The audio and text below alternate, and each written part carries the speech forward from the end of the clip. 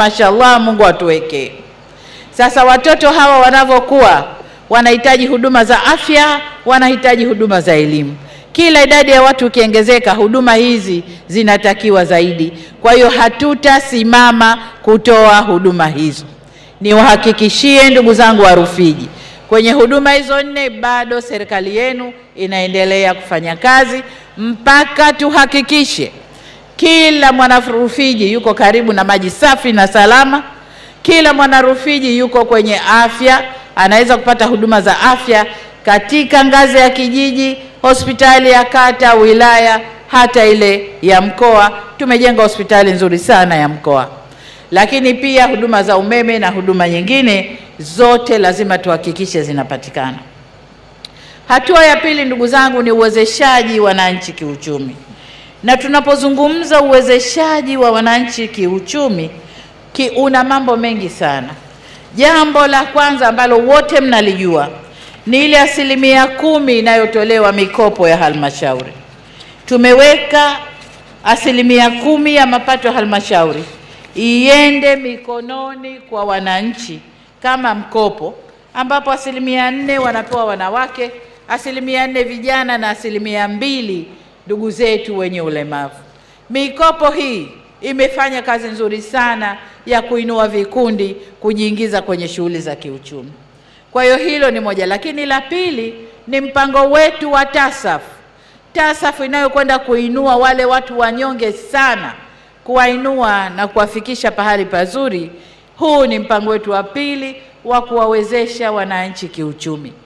Kuna watu ambao wamehitimu kwenye mpango wa TASAF na leo ana kijumba chake, ana vimifugo vyake, watoto wanaenda shule na mambo yamekaa vizuri.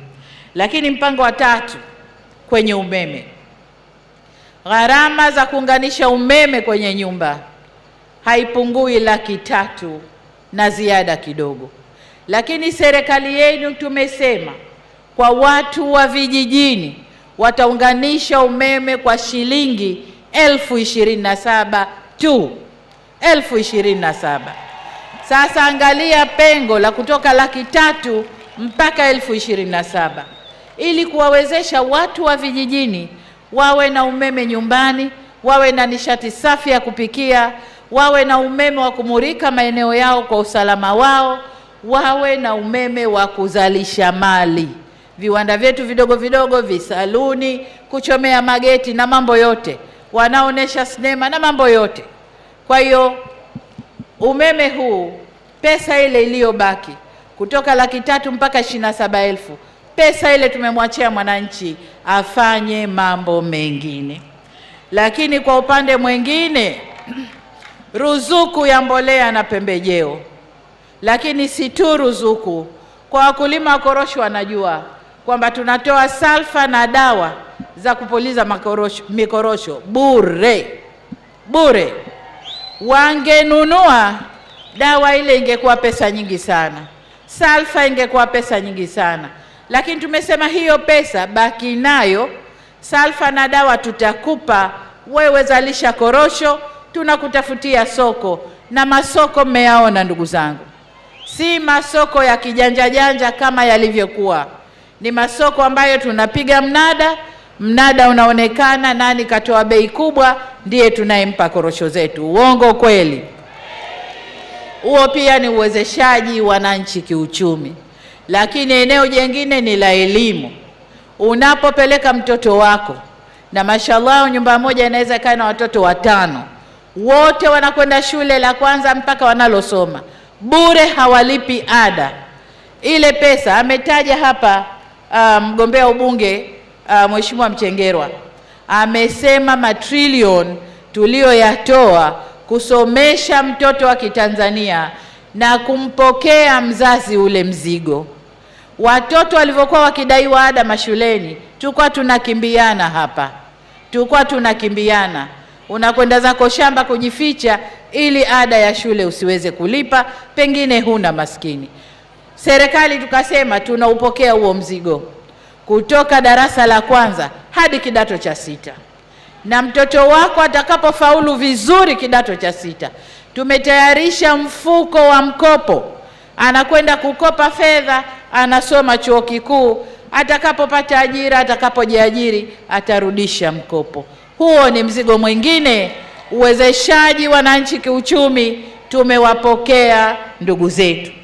Lakini kwenye elimu hiyo hiyo, mimi nakumbuka miaka 5-6 iliyopita, wakati wa kujenga madarasa tunafukuzana hapa. Mwezi wa 11 wa 12 watu hawana raha.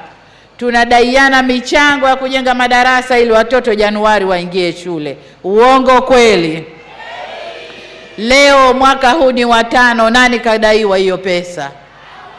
Hakuna aliyedaiwa hiyo pesa. Huo ni uwezeshaji wananchi kiuchumi. Badala ya wewe kuhangaika na kukimbia hiyo fedha, kaa nayo, fanya mambo mazuri kwenye familia. Ni uwezeshaji wananchi kiuchumi. Lakini kwa upande mwingine, tunajenga stendi, masoko, lakini tunajenga taa na ni barabara za kwenye miji yetu na kuweka taa. Na nimefurahi wakati nakuja huku, nadhani si chini ya nusu kilomita au kilomita kasoro, yote ina taa upande huu na upande huu ndani ya mji huu wa Rufiji. Barabara zile na taa zile na masoko na stendi ni fursa za biashara. Tukijenga soko na stendi ni fursa za biashara kwa vijana wetu, kwa watu wetu wa machinga, kwa watu wetu wafanya biashara ndogo ndogo. Watatumia masoko yale, lakini hata maeneo ya stendi kufanya biashara zao. Taa zile zitawafanya wafanye biashara zao hata wakati wa usiku. Lakini kubwa zaidi, taa zile ni usalama wa miji zetu vile vile. Kwa hiyo upande mwingine, ujenzi wa masoko, stendi, mataa na mabarabara ndani ya miji ni uwezeshaji wa wananchi kiuchumi. Nimesema lengo letu, mtazamo wetu, shabaha yetu ni maendeleo vijijini. Tunaanza vijijini, tunanyanyuka pamoja. Kwa upande mwingine ni kwa wafugaji. Wafugaji tumetoa chanjo kwa ruzuku. Ng'ombe, mbuzi, kondoo anachanjwa kwa nusu bei. Lakini kuku ni bure. Bwana nani sijui, bwana ugani wa mifugo apite apige matone kwa kuku wako, ni bure. Lengo letu ni nini? Lengo ni kuangalia afya za wanyama wetu. Kwa nini tunaangalia afya? Tunaangalia afya kwa sababu Tanzania tumepata soko kubwa la nyama na wanyama hai nje ya nchi za wenzetu. Tumepata soko kubwa, lakini kikwazo kilikuwa kwenye rekodi ya dunia. Tanzania hatuonekani kama tunaangalia na kutambua wanyama wetu. Afya za wanyama wetu haziko kwenye rekodi huko ulimwenguni. Ndio tumeanzisha kampeni hii ya chanjo na utambuzi wa wanyama ili tuingie kwenye rekodi. Wakija wakipima wanyama wetu, tumepiga chanjo na lile soko tuweze kulikamata vizuri. Ni uwezeshaji wananchi kiuchumi, kwa sababu serikali haina mifugo. Mwenye mifugo ni mwananchi. Tunamtayarishia chanjo, tunajenga majosho, tunajenga minada, tunajenga mambo yote yanayohitaji na wafugaji, halafu tumewatafutia soko tayari. Ni uwezeshaji wananchi kiuchumi. Lengo la awamu ya 6 ni kumtizama mwananchi wa chini.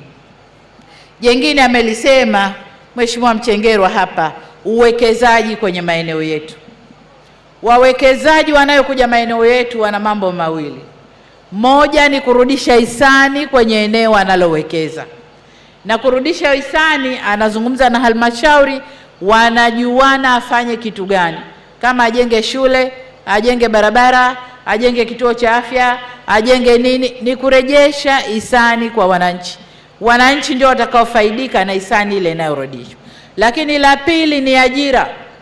Ni kutoa ajira kwa vijana wetu. Na ndio maana tunajenga shule za ufundi, VETA na shule za ufundi kote Tanzania, ili vijana wetu wafundishwe waweze kufanya kazi kwenye hiyo miradi au wajiajiri kwa kutumia umeme ambao tumeusambaza. Ni kuwawezesha wananchi kiuchumi. Sasa ndugu zangu, niingie eneo la 3 ambalo ni sekta za uzalishaji. Na sekta za uzalishaji tunasema ni kilimo, uvuvi, ufugaji, yani sekta ya uzalishaji, lakini pia viwanda ni sekta za uzalishaji. Sasa nikianza na kilimo kwa hapa Rufiji. Rufiji sisi ni wakulima wazuri. Ni wakulima wa mazao ya chakula, lakini vile vile ni wakulima wa mazao ya biashara. Na tunapozungumza mazao ya biashara, hapa tunakusudia korosho, ufuta na nini wakulima? Na mbaazi, si ndio? Hayo ndio mazao ambayo tunayakusudia. Lakini mazao haya, korosho kwa mfano, ndio yale niliyosema, ili tupate korosho nyingi na nzuri. Na nataka niwape pongezi. Korosho zetu zimeanza kuchukua hadhi nyingine. Zinazalishwa ni nzuri sasa. Lakini ili tuweze kuzalisha kwa wingi, lazima tulete pembejeo, mbolea, dawa, salfa, lazima tuwaletee. Tumeamua kutumia fedha nyingi tuwaletee, mzalishe kwa wingi, zipigwe mnada, muone, halafu fedha iingie kwa mkulima. Sasa nataka kuambia, Pwani mmeweza kuongeza uzalishaji wa korosho. Nilikuwa naangalia takwimu zangu hapa, naona ziko hizi hapa, kwamba wanasema Rufiji ni wakulima wazuri. Tuliwekeza pia kwenye kilimo na kuongeza uzalishaji wa mazao ya chakula. Mmeongeza uzalishaji wa mazao ya chakula pamoja na mpunga, nadhani na mahindi kama mnalima, kutoka tani 87,829 kwa sababu ya ruzuku tunazowapa na mbolea. Sasa mmefikia tani 112,118. Hii ni kazi mlioifanya wana Rufiji katika kuchangia maendeleo ya nchi yenu. Lakini kwa mazao ya biashara, zao la korosho limeongezeka kutoka kilo 2,570,000 hadi kilo 4,400,000. Hapa kuna ongezeko kama la kilo 1,500,000, 2,000,000 hivi. Kwa hiyo wana Rufiji, asanteni sana. Na hii 4,400,000 ni msimu uliopita. Msimu ujao tunatarajia ongezeko la uzalishaji. Na ninaposema hapo, niwaambie kwamba mnada wa korosho unakwenda kuanza tarehe 30 mwezi huu. Tukimaliza tukupiga kura tarehe 29, mtoke kwa wingi mkapige kura. Mnada unaanza tarehe 30 mwezi huu. Kwa hiyo mazao korosho zipelekwe maghalani ili ziweze kupigwa mnada. Lakini bado tutaendelea na uletaji wa pembejeo na dawa kwa msimu ujao. Tayari zipo, ni kugawa tu kupitia vyama vyenu vya ushirika. Kwa hiyo hizo ndizo habari ndugu zangu, na niseme kwamba mfumo wa stakabadhi ghalani kwa ufuta na mbaazi bado unaendelea. Kwa hiyo kwenye kilimo mmefanya vizuri ndugu zangu, niwape pongezi zenu sana nyingi sana. Lakini vile vile kuna mradi tunaokuja nao mkitupa ridhaa kwa upande wa kilimo. Kuna mradi wa umwagiliaji maji na udhibiti wa mafuriko kwenye bonde Rufiji. Katika bonde lile tunakwenda kujenga mabwawa mawili makubwa. Bwawa la Mbakimtuli, ndio Mbakiamtuli. Tunakwenda kujenga bwawa huko, lakini na bwawa la Ngorongo. Lakini pia tunakwenda kutengeneza skimu ya kumwagilia hekta 13,000 kwenye bonde la Rufiji. Kwa hiyo pamoja na wilaya hii, lakini nadhani na wilaya zingine nazo zitafaidika na mradi huu. Na hizi 13,000 zinatokana na hekta 60,000 ambazo ziko kule za kumwagilia. La pili ni ujenzi wa zuio la mafuriko. Ile mambo ya mvua roho ziko juu tunaanza kukimbia, wajukuu zangu, sasa hayapo. Mkitupa ridhaa na mkituchagua, tunakwenda kujenga zuio la mafuriko. Mkandarasi tayari amepatikana, Gharama yake ni shilingi bilioni 245. Pamoja na mradi huu ni kilomita 90 za barabara na makalavati. Rufiji oye! Hiyo ni kwa upande wa kilimo, lakini kwa upande wa viwanda, mgombea ubunge ameisema vizuri, wawekezaji wanakuja, tunaomba muwapokee ndugu zangu, maeneo yapo waoneshwe, hiyo ni faida kwetu. Watazalisha Rufiji, ajira zitapatikana Rufiji na mambo mengine yatapatikana ndani ya Rufiji. Kwa tunaleta wawekezaji ili kunyanyua uchumi wa eneo hili na wananchi kwa ujumla. Kwa upande mwingine ni uvuvi. Kwenye uvuvi tulifanya uwekezaji pia kwenye sekta hii. Tulileta boti 2 kubwa za doria ambazo zilichangia kupungua kwa uvuvi haramu toka 70% hadi 30%. Kwa ujumla kipindi hiki tumeshuhudia pia kuongezeka kwa mazao ya samaki au uzalishaji wa samaki maji baridi na wale wa chumvi kutoka tani 610,000 hadi tani 900. Ni kazi iliyofanywa na wilaya hii na mimi niwaambie hongereni sana. Tunapoenda mbele tunakwenda kuwezesha ujenzi wa kiwanda cha kusindika samaki kata ya Ikwiriri, na vile vile CCM inaahidi kutenga mabwawa mengine 5 ya ufugaji wa samaki kwa vizimba kwenye kata za Utete, Mbwara, Ikwiriri, Mkongo na Ngorongo. Huko kote kutakuwa na mabwawa ya ufugaji wa samaki, na huku kwetu usidhani kama ni samaki wa maji ya baridi, lakini ni maji ya chumvi hayo. Kwa wafugaji kama nilivyosema, tulianzisha ranchi ndogo kwenye kata 2 za Chumbi na Mbwara inayojumuisha vijiji 5. Aidha tumeongeza mnada wa mifugo Nyamwage, huku ujenzi wa mnada wa Umwe Kusini bado unaendelea, na niwahakikishie kuwa tutaukamilisha. Katika kuwawezesha wananchi kiuchumi, tuliboresha pia kama nilivyosema mfumo wa 10%, tulisimamisha kwa muda ili tufanye maboresho na fedha ile ikitoka iwafikie walengwa. Kule nyuma haikuwa ikiwafikia walengwa.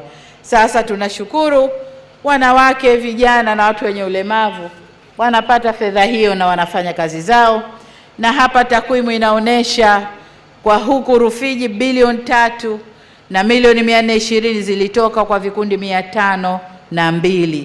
Rufiji oye! Ndugu zangu, huduma za kijamii nilishazisema. Kwa hiyo kwa ujumla niseme mambo Rufiji ni mambo ni mazuri. Rufiji oye! CCM oye! Kazi na utu. Haya, CCM kazi yetu, Chama cha Mapinduzi kazi yetu, kufanya kazi kujenga utu wa mtu. Niliyoyaeleza yote, huduma za jamii, uwezeshaji wa wananchi kiuchumi, na hii miradi ya kukuza uchumi mkubwa, yote ni kujenga utu wa mtu na kuheshimisha utu wa mtu. Unapopata chakula cha kutosha, una afya ya kutosha, na ukiugua hospitali ipo, mtoto anaenda shule unamuona na hulipi, umeme upo nyumbani unakusaidia, badala ya kukuna nazi siku hizi mnakuna kwa blender, mnakatakata mnatia kwenye blender mnasaga, hukai tena ukakuna nazi mikono ikahangaika, sijui vitu gani mnasaga kwa blender. Lakini pia chakula cha kutosha kipo nyumbani, umeuza, pesa ipo, korosho bei nzuri, pesa ipo, unabadilisha mfumo wa nyumba sasa zinakuwa bora, zinakuwa za mabati, vibarabara vya lami vinaonekana. Huko ni kujenga utu wa mtu ndugu zangu, ni kujenga utu wa mtu, na ndiyo kazi yetu Chama cha Mapinduzi na awamu hii ya 6. Sasa niwaombe, tumekuja kuwaomba kazi, mtupe kazi tukajenge utu wa Watanzania. Kazi tunayoiomba tumeiweka kwenye vitabu vidogo vya ilani ya uchaguzi. Vitabu vya mkoa wa Pwani, madiwani wenu hao wanaojipanga wanavyo vitabu mkononi. Lakini mbunge wenu hapa nitamkabidhi ilani ya taifa ile kubwa na ilani ndogo ya mkoa wenu. Ile ya mkoa wenu kuna kazi tutakazozifanya ndani ya jimbo hili la Rufiji, zote ziko humo ndani. Kwa hiyo tunawaomba kura, mchague Chama cha Mapinduzi ili tukafanye hiyo kazi, tuwaletee maendeleo na tulinde na kunawirisha na kuheshimisha utu wenu. Rufiji oye! CCM oye! Kazi na utu. Haya, sasa nampa mgombea ubunge ilani, halafu taomba kura kwa pamoja. Ilani ambayo itakabidhiwa kwa Mheshimiwa Mohamed Mchengerwa imebeba mambo yote yatakayofanyika hapa Rufiji na mkoa wa Pwani. Dr. Samia oye! CCM oye! Kazi na utu. Haya, niliyesimama hapa naitwa Samia Suluhu Hassan. Kwa ufupi mnaniita Mama Samia. Kwa wale wa mbali wasioniona, waniangalie kwenye picha, niko hivyo hivyo, sijabadilika. CCM oye! Na kushoto kwangu hapa ni mgombea ubunge wa jimbo la Rufiji, Mohamed Mchengerwa, mtu kazi. Huyu ni mtu kazi kweli kweli. Nilimpa dhamana ya kwanza, wizara gani ilikuwa? Nilimpa wizara ya kwanza utumishi. Kaniwekea mambo sawa, nikamtoa. Nikamwambia huku kwenye utamaduni wetu na michezo kumelegalega, nenda. Kaenda kanifanyia kazi nzuri sana. Huyu ndio mwakilishi wa goli la mama. Yeye ndio mwakilishi, mimi kazi yangu kutoa pesa tu. Lakini alivyotengeneza kule, nikamwambia nenda utalii, na kwenyewe kanifanyia kazi vizuri. Baadaye nikamwambia sasa njoo TAMISEMI, nataka ukasimamie maendeleo ya tawala zetu za mikoa, kazi ambayo ameifanya vizuri sana. Kwa nilipoona pale Mchengerwa mtu kazi, nikasema yes, huyu ni mtu kazi kweli kweli. CCM oye! Kwa hiyo mtu kazi yuko hapa, anaomba kazi awatumikie miaka 5 ijayo. Lakini pamoja na sisi wawili tutakaofanya kazi ngazi ya taifa, kuna bunge lenu dogo la halmashauri yenu hapa, madiwani wetu. Fedha zote tunazozishusha kupitia halmashauri wanazipokea madiwani hawa, pamoja na maelekezo ya miradi. Wanajadili, wanakwenda kutekeleza na kusimamia miradi tunayoileta. Ni kazi inayofanywa na madiwani hawa. Kwa hiyo hawa ni watu muhimu sana. Ndugu zangu wa Rufiji, inawezekana kabisa huko pembeni huko kuna watu wanasema ubunge mpeni mtu wenu, lakini udiwani nipeni. Mtafanya makosa makubwa sana. Kwa nini mtafanya makosa? Mtaingiza watu wanaozungumza lugha tofauti na hawa. Kwa hiyo miradi yenu ya maendeleo itachelewa. Mtakuja kulaumu serikali na mbunge, kumbe makosa mmefanya wenyewe. Hawa wakizorotesha, Chama cha Mapinduzi tuna uwezo wa kuwatia adabu. Mkiweka wa vyama vingine wakizorotesha, hatuna uwezo wa kuwatia adabu hawa kutoka chamani kwetu. CCM oye! Kama mmenielewa ndugu zangu. Kwa hiyo mimi mgombea wa kiti cha rais wa Jamhuri ya Muungano wa Tanzania, pamoja na mgombea ubunge ndani ya jimbo hili na wagombea udiwani wa kata zetu za jimbo hili, wote kwa pamoja tunaomba kura zenu, wana Rufiji. Rufiji oye! Sasa nione zile kura, kama zipo nizione. Mimi hodari wa kuhesabu kura uwanjani, nikitoka hapa najua ni ngapi. Hebu sasa tufanye zoezi jengine. Vikundi vya hamasa vyote mikono chini, nataka kuona kule nyuma. Rufiji oye! Kule na nyuma kote kule nataka kuona kura za Rufiji. Rufiji oye! kura zipo, asanteni sana.